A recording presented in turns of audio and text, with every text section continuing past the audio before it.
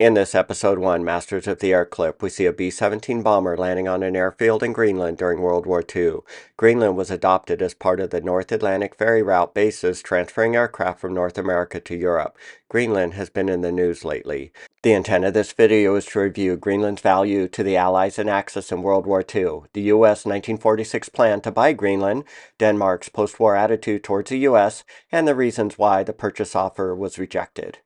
The U.S. bought the West Indian Virgin Islands from Denmark for $25 million in 1916. The sale treaty included the terms that the U.S. recognized Denmark having 100% sovereignty over Greenland, as discussed in this declassified 1983 naval intelligence document titled Greenland and Its Strategic Importance. Official sovereignty of Denmark over Greenland was obtained by the International Court of The Hague in 1933.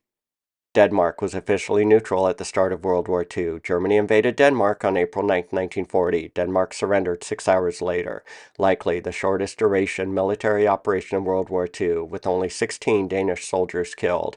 This map shows the state of Reich-occupied territories as of July 1, 1943. Denmark is shaded here. Occupied territories as of May 5, 1945, just 2 days before Germany's surrender. Denmark is still occupied. This page from a 1947 Headquarters Strategic Air Command document titled Political Situation with Respect to U.S. Bases in Greenland summarizes the U.S.-Danish Greenland Security Agreement. The April 9, 1941 agreement was between the U.S. and the King of Denmark representatives. This agreement was signed on April 9, 1941, one-year anniversary of the German invasion. The U.S. recognizes Denmark's sovereignty over Greenland. The U.S. can construct bases on Greenland. The U.S. can construct infrastructure, including roads, harbors, and such. This agreement shall be in place until hostilities pass. A 12-month window will follow the dissolution of this agreement. In the press release that followed the agreement, the main concern was to keep Greenland from being used by the Germans for aggression against North America. It reiterated Denmark's sovereignty over Greenland, but the U.S. is free to construct bases and infrastructure for military purposes. Greenland was an important strategic asset. It was used as a refueling base for ferrying aircraft from factories in the U.S. to join the war effort in Europe, as seen on this map representing the North Atlantic air routes. Most planes took this 4-leg route highlighted and the air miles of each leg. Tens of thousands of bombers and transports completed this trek. The second need was to assist in convoy air protection by patrolling and attacking German U-boats. This Type 7C U-boat was sunk by a PBY Catalina death bomb attack while between Greenland and Norway in February of 1944. All hands lost. Increased long-range aircraft are becoming available, which will increase the Mid-Atlantic Coverage Patrol Zone, as discussed in this March 1943 Anti-Submarine Command Monthly Intelligence Report. Newfoundland and Greenland provide important bases to operate anti-submarine patrols. Long-range U-boat attack aircraft like these PBY Catalinas or PB4Y-1 Liberators. This map from a May 1943 Anti-Submarine Command Monthly Intelligence Report outlines both Allied merchant ships and German U-boat sinkings between the dates of March through August 1942. The blue dots represent Allied ships sunk, red solid dots are Axis U-boats sunk by aircraft, and red solid triangles are Axis boats sunk by Allied ships. The dotted line is a range of Allied patrol aircraft. The zone in the middle is a mid-Atlantic gap where no air coverage is available. Greenland's airfields provide overlapping air patrol coverage for this zone. This August 1943 map shows the air patrol ranges from Greenland. This image shows a PBY landing in Greenland. Long-range navigation stations, or LORAN stations, were set up on Greenland. This map from an April 1946 document titled LORAN, the New Radio Navigator, shows LORAN coverage zones at the end of hostilities. 1/3 of the Earth's surface was covered by LORAN, with Greenland as part of the broadcasting network.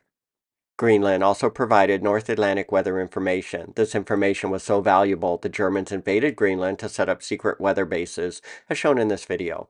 As Greenland is the best source of prediction for Europe's weather, radio stations were planted there by Nazis and Quislings. Service personnel captured the hidden stations to prevent the broadcasting of weather information to the enemy.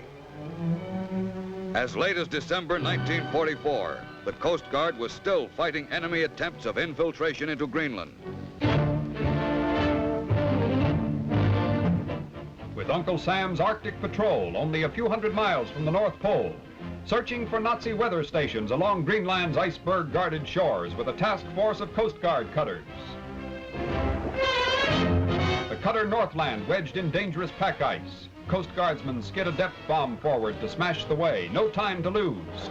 Scout planes report an armed German trawler ahead, so they lower away and blast the path to battle.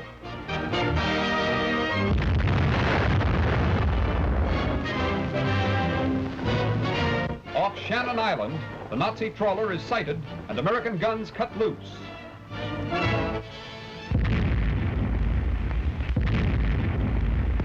Meanwhile, from the cutter Storis, a landing party sets out for Shannon Island to capture the Nazi shore station, well fortified and hidden in the ice fields. Risky hunting for the Coast Guardsmen.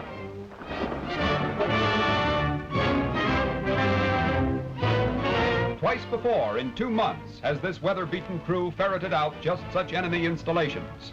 Now they're closing in on number 3, an icy cave camouflaged by snow. In the gathering Arctic darkness, the Germans surrender.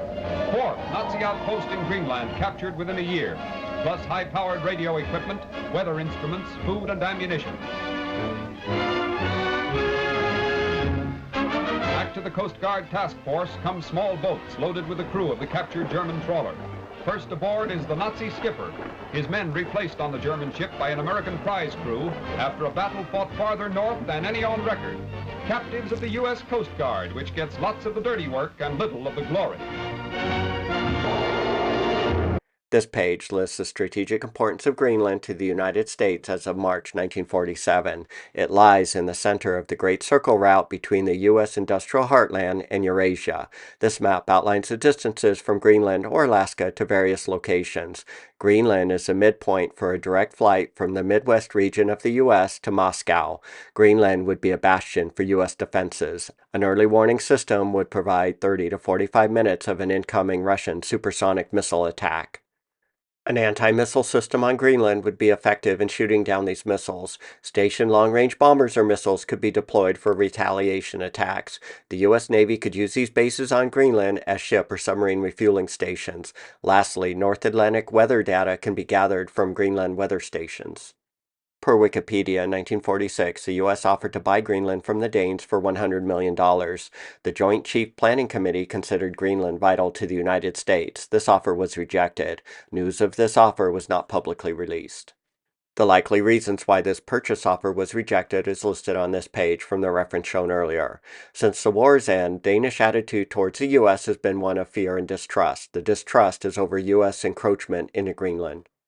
Danish attitude towards the U.S. is likely due to Denmark, given its proximity to Russia, is trying to maintain good relations with the Soviets.